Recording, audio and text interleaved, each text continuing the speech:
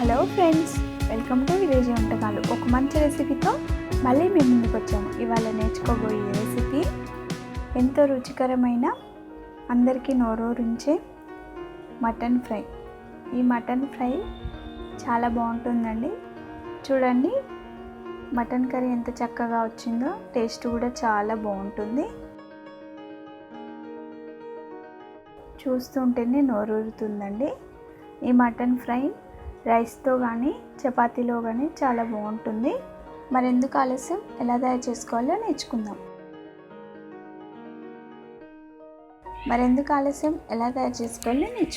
ముందుగా శుభ్రపరచుకున్న మటన్ని ఒక గిన్నెలోకి తీసుకొని దానిలో ఒక 2 గ్లాసుల వాటర్ వేసుకోవాలి.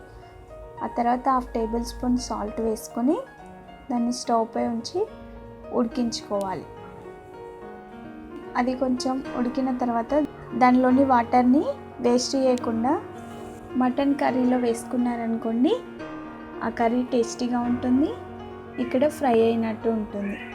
స్టవ్ పై ఒక బాండీ నుంచి అందులో మనం మటన్ని ఫ్రై చేసుకుంటున్నాం కాబట్టి ఆయిల్ ఎక్కువగా తీసుకోవాలండి.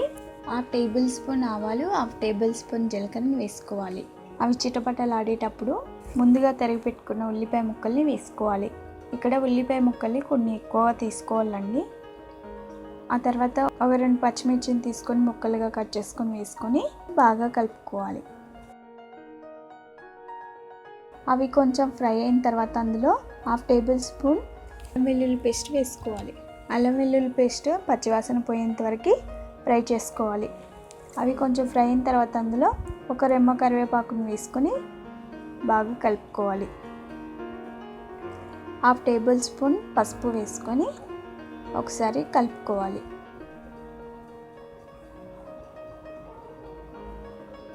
అది కొంచెం ఫ్రై అయిన తర్వాత అందులో మనం ముందుగా ఉడకబెట్టుకున్న మటన్ ముక్కల్ని ఇందులో వేసుకొని బాగా కలుపుకోవాలి. మటన్ ముక్కలు అనేది ఆల్రెడీ ఉడికించుకున్నాం కాబట్టి ఒకసారి బాగా కలుపుకొని ఒక 2 నిమిషాలు ఆయిల్లో మగ్గిన తర్వాత